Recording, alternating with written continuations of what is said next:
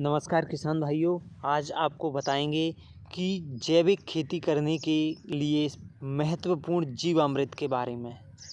तो चलिए आपको बताते हैं कैसे जीवामृत को बनाया जाता है और इससे कितने लाभ होते हैं।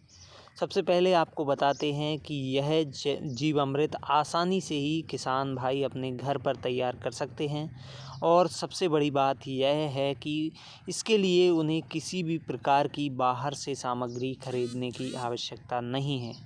आसानी से ही वह अपने घरों पर ही सामग्री उपलब्ध करके उसे तैयार कर सकते हैं।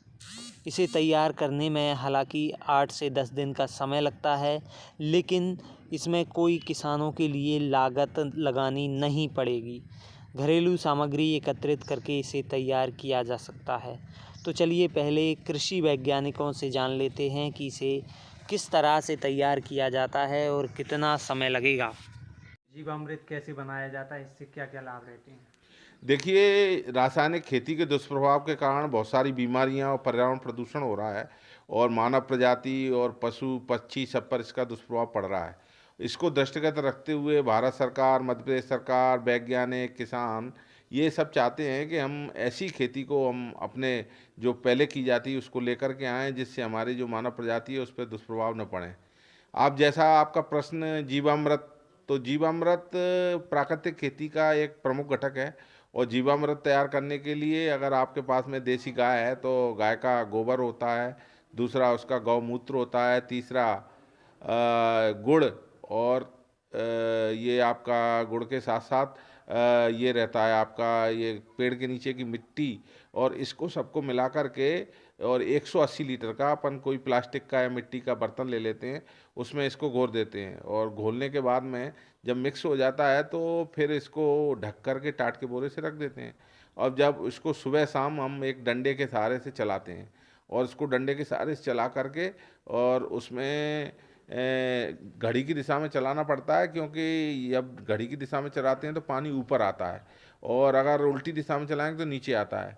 और जब ये 48 घंटे हो जाते हैं तो एक बढ़िया खुशबूदार अपन को जो जीवामृत तैयार हो जाता 48 है। घंटे में ये तैयार हो हाँ, जाता है। अब जैसे इनकी मात्रा कितनी कितनी लेनी है, इनमें आपका 10 लीटर गौमूत्र लेना है देसी गाय का, 10 किलो गाय का गोबर लेना है, 1 किलो गुड़ लेना है, 1 किलो बेसन अथवा कोई भी दाल हो आपके पास में, मसूर अथवा और दूसरी दाल का पाउडर भी ले सकते हैं। और मिट्टी जो अगर बरगद का पेड़ हो गाँव में तो वहाँ की पेड़ के नीचे की मिट्टी ले लें अथवा दूसरे पेड़ के नीचे की मिट्टी ले लें। इन सबको मिक्स करके 180 लीटर पानी में घोल बना देते हैं और एक फसल के सीजन में अगर 4 बार प्रयोग कर लेते हैं तो आपको किसी भी प्रकार की यूरिया, डीएपी, सुपर फास्फेट अन्य किसी खादों की आवश्यकता नहीं इससे पड़ेगी। उत्पादन में कितनी वृद्धि होती है लगभग? देखिए, इसमें उत्पादन की वृद्धि अभी हम नहीं कह सकते, इस पे अपस्केलिंग का कार्यक्रम शुरू हुआ है अभी-अभी। मतलब और फिलहाल जो है, जो हाँ, डीएपी यूरिया मिलाते हैं वो बंद हो जाएगा मतलब। डीएपी यूरिया बनाना बंद हो देंगे और जो हमको उत्पाद मिलेगा वो गुणवत्तापूर्ण मिलेगा और इसके अंदर कोई भी जो जहरीले तत्व हैं उनकी जो या अथवा कोई भारी धातु हैं वो हमारे उत्पाद में नहीं मिलेंगी और इससे क्या है लागत में कमी आई किसान को। हम देख रहे हैं कि किसान यूरिया डीएपी के लिए लाइन लगा करके खड़ा है, सरकार के ऊपर भी बोझ पड़ रहा है और विदेशों में जो पूंजी है उसको खरीदने के लिए, कच्चा माल खरीदने के लिए हमारी जो भारतीय मुद्रा के भंडार हैं वो मतलब खर्च हो रहे हैं।